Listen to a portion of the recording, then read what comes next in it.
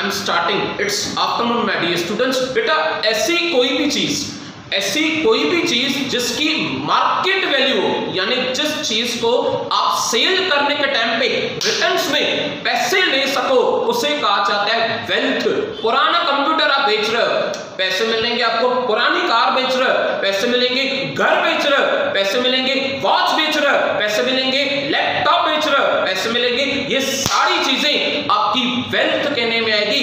Anything which has a written monetary value, उसकी पैसों में कोई कीमत है, उसकी पैसों में कोई वैल्यू है। भले वो 50 लाख का फ्लैट हो, 5 लाख की कार हो, 50,000 की मोबाइल हो। Mark my sentences and words. 50 lakh का फ्लैट हो, 5 लाख की कार हो और 50,000 की मोबाइल हो, ये तीनों चीजें वेल्थ में आएंगी क्योंकि इनकी मार्केट वैल्यू है, उसे कहा जाता है वेल्थ। स्टार्ट कर रहा हूं मैं। Wealth refers to the anything that has a market value and can be exchanged for the money। पैसे देके खरीद सकते हो और बेच के पैसे ले सकते हो। पैसे देके खरीद सकते हो और बेचने के टाइम पे पैसे ले रहे हो, आपको रिटर्न वैल्यू मिल रही है, यानी आप वेल्दी पर्सन हो, आपके पास प्रॉपर्टी, आपके पास असेट्स बहुत सारी है। आगे, to be regarded as a wealth, a commodity must possess the following characteristics। wealth यानी क्या? देखो wealth यानी जिसमें से सुकून मिले, सुकून, satisfaction, जिसमें वो ताकत हो, utility। सुकून यानी कि satisfaction, वो ताकत हो यानी utility। देखो एग्जाम्पल, मुझे सिंपली बताओ बेटा, सिंपली बताओ, आप ऑनलाइन लेक्चर देख रहे हो। ऑनलाइन लेक्चर देखने के टाइम पे मोबाइल आपके हाथ में है, एयरफोन्स आपने यूज किए जरूर, मैं अज्यूम कर रहा हूं कि आप एयरफोन से लेक्चर देख रहे हो। तो मोबाइल से, एयरफोन से आपको मिल क्या रहा है? मोबाइल से, एयरफोन से आपको यूटिलिटी मिल रही है। Utility, power of a commodity to satisfy the want. आपकी इच्छा है पढ़ाई करें, आपकी इच्छा है लेक्चर देखें, मोबाइल के बगैर नहीं देख पाओगे। और मोबाइल में वो क्या है? It's a utility, power of a commodity to satisfy the wants. इच्छा पूरी होने के बाद वो सेटिस्फेक्शन कहने में आता है। लेक्चर आपने पूरा देख लिया 30 मिनट्स का, 40 मिनट्स का, उसके बाद वो सेटिस्फेक्शन है। देखने के टाइम पे मोबाइल में वो क्या है? वो पावर है जो आपकी वांट, इच्छा पढ़ाई के लिए कंप्लीट हो रही है। देखिए, a commodity it's a utility, मैं यूटिलिटी कर रहा हूं। First point, a commodity must have the capacity to satisfy the human wants। example, furniture, refrigerator, TV, AC, mobile phones, etc। next, shortage, scarcity यानी कि शॉर्टेज। देखो ना बेटा, खाने के लिए 50 जने हैं, खाने के लिए 50 जने हैं, पर 50 जनों जितना राशन नहीं है, 50 जनों जितना किराना नहीं है, 50 जने जितने पैसे नहीं है। इट मींस उसे कहा जाता है स्केर्सिटी। इंसान के पास इच्छाएं बहुत होती हैं पर पैसे नहीं होते, इच्छाएं बहुत होती हैं पर रिसोर्सेस नहीं होते हैं, उन्हें कहा जाता है स्केर्सिटी, शॉर्टेज, कमी होना। A commodity must be scarce in the supply relation to its demand. It is to be included the term wealth, all economic goods for which the price is paid for। ऐसी कोई भी कीमती चीज जिसके लिए आप लेने के लिए तरस रहे हो, आप पैसे देके खरीदना चाहते हो, आपके पास नहीं है, उसे भी वेल्थ कहने में आएगा क्योंकि आप उसकी रकम चुका रहे हो, आप उसकी प्राइस चुका रहे हो। नेक्स्ट, थर्ड, 100% बेटा, इट इज 100% पॉसिबल कि आपने पुराना फोन जो आपने 3 इयर्स अगो परचेस किया है उसे अपने फ्रेंड को दिया। आपने पुराना फोन अपने दोस्त को बेचा है, नया फोन आपने लिया, पुराना उसे दिया। ट्रांसफरेबिलिटी, आप वेल्थ दी, यानी ऐसी चीजों को ही वेल्थ कहोगे जो ट्रांसफर हो सके। घर दूसरा खरीदा, किसी और को बेचा, कार दूसरी खरीदी, किसी और को बेची, मोबाइल दूसरी खरीदी, सेकंड हैंड मोबाइल किसी और को दी। इट मींस आप चीजों को ट्रांसफर कर रहे हो, उसे कहा जाता है ट्रांसफरेबिलिटी। रीड करो, a commodity should be transferable from one person to another person। पुराना मोबाइल आपका था, ओल्ड सैमसंग का पीस आपका था, आप नए दोस्त को दिया, 1 person to the another person। Car पुरानी पापा की दी, पापा ने फ्रेंड को दिया, 1 person to the another person। Flat पुराना पापा का था, पापा ने किसी न्यू पर्सन को बेचा, 1 person to the another person। उसे कहा जाता है transferability. A commodity should be transferable from one person to another person as well as one place to another place. Quite possible. Ulhasnagar से लेके शिफ्ट हो रहे कल्याण तक, कल्याण से लेके शिफ्ट हो रहे थाना तक, थाना में नया घर खरीद रहे, यानी आपके पास वेल्थ है और आप वेल्दी चीजें परचेस कर रहे हो, वेल्दी गुड्स परचेस कर रहे हो। देखो आगे, from one person to the another person, from one place to another place. If the goods is a material, जिन चीजों को आप टच कर सकते हो, टेंजिबल, जिन चीजों को आप टच कर सकते हो, जिन चीजों को आप देख सकते हो, फील कर सकते हो, वो सारी चीजें वेल्थ में इंक्लूड होती है। आगे, it is tangible, only it is possible to transfer it from one place to another place. Example, भले कोई व्हीकल हो, एग्जाम्पल पुरानी आपकी टीवी हो, एग्जाम्पल ज्वेलरी हो। आप गोल्ड परचेस करने चाह रहे हो, गोल्ड के शॉप पे पड़ा रहता है और आप उसे उठा के घर लेके आते हो, यानी आपने वो रकम चुकाई, आपने प्राइस दिया उस गोल्ड को परचेस करने का, वो गोल्ड भी आपकी वेल्थ में काउंट होगा। नेक्स्ट की बात करें तो बेटा लास्ट, एक्सटर्नलिटी यानी बाहर की चीज, इंटरनली नहीं। देखो सिंपल, एक बेस्ट एग्जांपल बता रहा हूं एक्सटर्नलिटी और इंटरनलिटी का। देखो बेटा आईसीयू में कोई पेशेंट काफी सीरियस है और वो पेशेंट को ऑक्सीजन पे बिठाया है, ऑक्सीजन लगाई है, फिट की है, वो ऑक्सीजन इनटेक कर रहा है, इनटेक ऑक्सीजन उसकी इनटेक वेल्थ नहीं है, क्योंकि ऑक्सीजन वो हेल्थ वो बनाने में लगा है, इंजेक्शंस लग रही है, वो इंटरनली जा रही है, वो वैक्सीन इंटरनली जाएगी, वो वेल्थ नहीं है। वॉच आप बाहर से पहनोगे, कपड़े बाहर से पहनोगे, गॉगल बाहर से पहनोगे, अच्छी शू बाहर से पहनोगे, कार आपकी बाहर से चलाओगे, तो वो चीजें वेल्थ में आएंगी। जो चीजें आप इनटेक कर इंटरनली, वो वेल्थ कहने में नहीं है। Goods can be transferred only if it is external to human body. Example, कोई बैग हो, कोई चेयर हो, कोई कार हो, कोई व्हीकल हो, कोई टीवी हो, एक्सेट्रा। कितनी पॉइंट्स किए बेटा देख लो, अभी तक हमने 4 पॉइंट्स कवर किए। नंबर 1 यूटिलिटी, एकदम बेस्ट पावर, एकदम highest power of a commodity to satisfy the human wants. Mobile में ऐसा क्या है जो आपकी यूटिलिटी, आपकी वो डिजायर करने की कि दुनिया इधर की उधर हो जाए, मुझे डेली स्टडी करनी है, आपकी डिजायर तो आपको 11th तक खींच के आएगी। नहीं तो अभी भी आप ये नहीं कह सकते हो कि मैं 11th में हूं, अगर आपकी डेली स्टडी नहीं है, इट मींस आप 11th स्टैंडर्ड नहीं पढ़ रहे हो।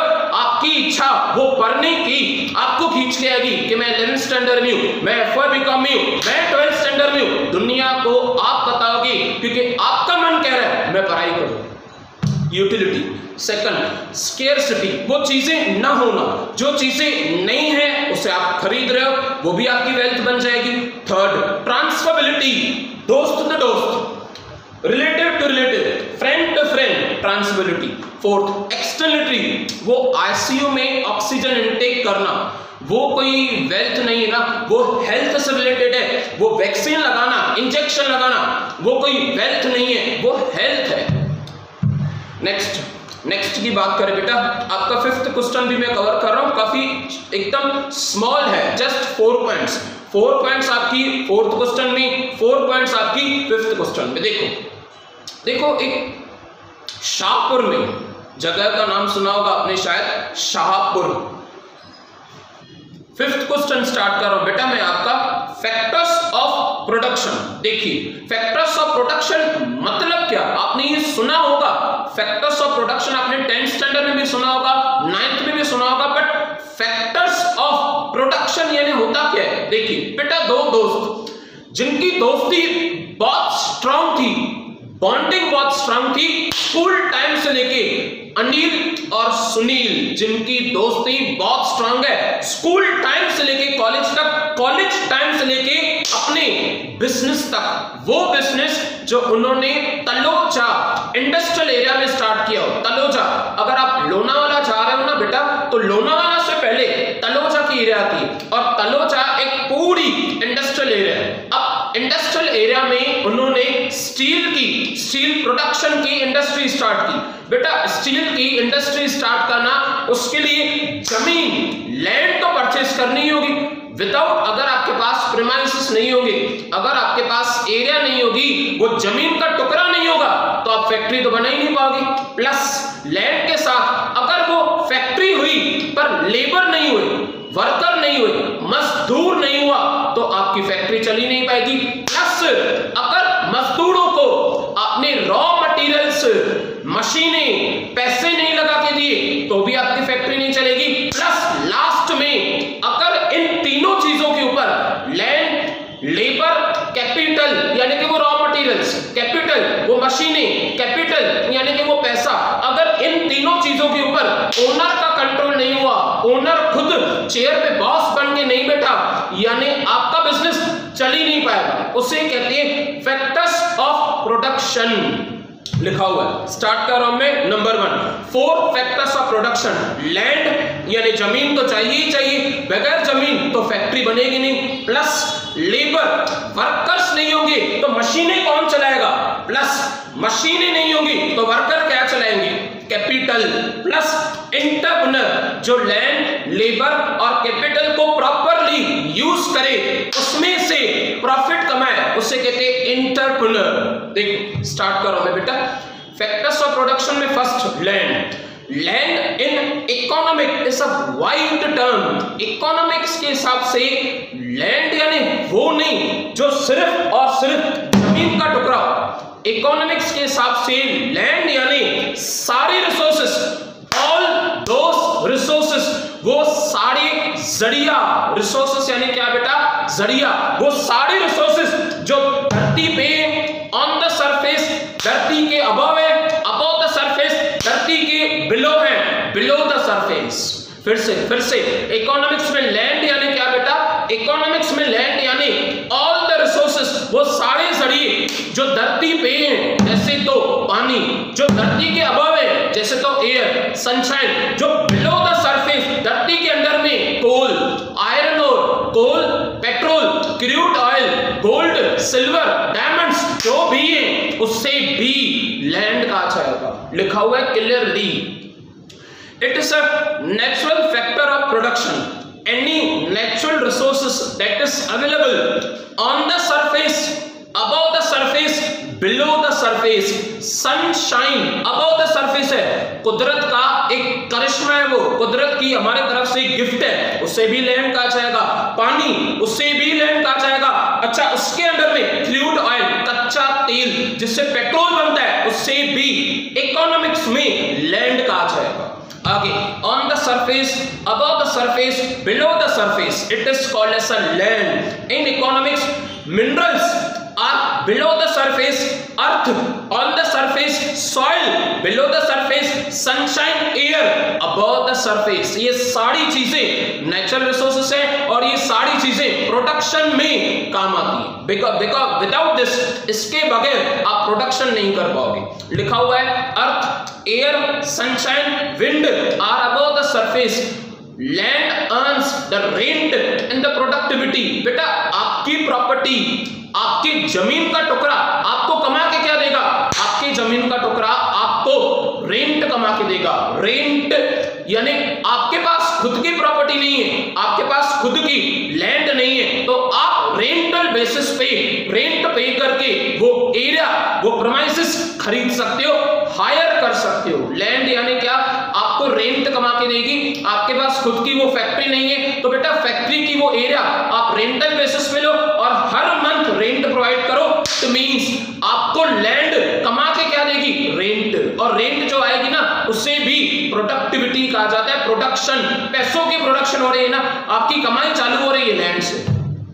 Next, labour. देखो इकोनॉमिक्स में थोड़ा कॉन्सेप्ट अलग है, थोड़ा अलग। लेबर आपके हिसाब से, मेरे हिसाब से, यानी कॉमन मैन के हिसाब से लेबर यानी क्या, कॉमन मैन के हिसाब से लेबर यानी वर्कर। वो वर्कर जो खून पसीने की मेहनत कर रहा है, मजदूरों की तरह पूरा दिन 12 घंटे मेहनत कर रहा है। इकोनॉमिक्स के हिसाब से लेबर यानी क्या, इकोनॉमिक्स के हिसाब से ऐसा कोई भी आदमी जो पैसे कमाने के लिए मेहनत कर रहा है, चाहे भली वो एक टीचर हो, चाहे भली वर्कर हो, चाहे भली इंजीनियर हो, चाहे भली एक बिजनेसमैन हो, उसे लेबर कहा जाएगा।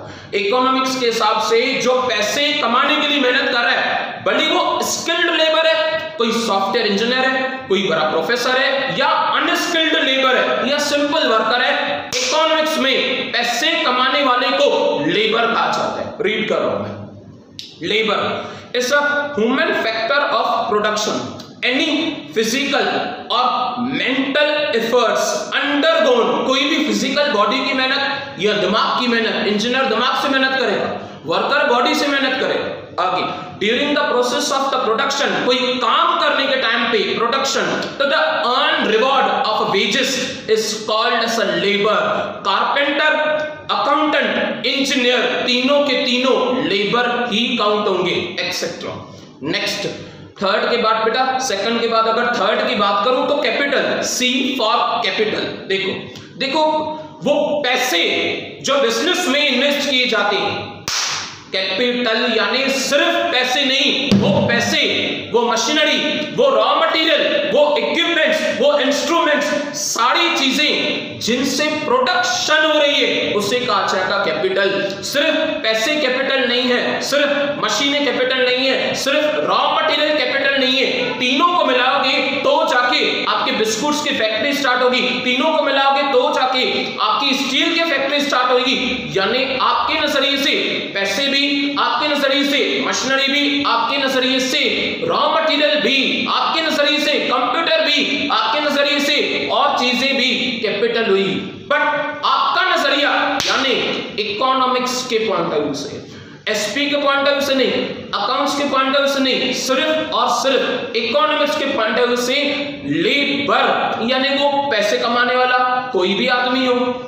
लास्ट फोर्थ पॉइंट बेटा, जिस तरह से घर पे कंट्रोल करने वाला पापा होता है, पापा घर पे ओवरऑल हर सिचुएशन में, हर काम में, हर फैसिलिटी में प्रोवाइड करता है, हर सिचुएशन को कंट्रोल करता है, उसी तरह से एंटरप्रेन्योर भी लैंड के ऊपर, लेबर के ऊपर, कैपिटल के ऊपर भी तीनों का कंट्रोल होगा, और जो तीनों को मिला के काम करे उसे कहा जाता है एंटरप्रेन्योर। एंटरप्रेन्योर वो होता है जो लैंड, लेबर, कैपिटल में से प्रॉपरली प्रोडक्शन करे, गुड्स प्रोड्यूस करे, वो गुड्स पैसों से बेचे और खुद प्रॉफिट कमाए, उसे कहा जाता है एंटरप्रेन्योर। बिजनेसमैन अलग होता है, बिजनेसमैन और एंटरप्रेन्योर में फर्क होता है। Businessman is a small concept, narrow concept. Entrepreneur जो बड़ी इंडस्ट्रीज चला रहा हो, जो बड़ी फैक्ट्रीज चला रहा हो, जिनके अंडर में hundreds and thousands of workers काम कर रहे हो, उसे कहा जाता है एंटरप्रेन्योर।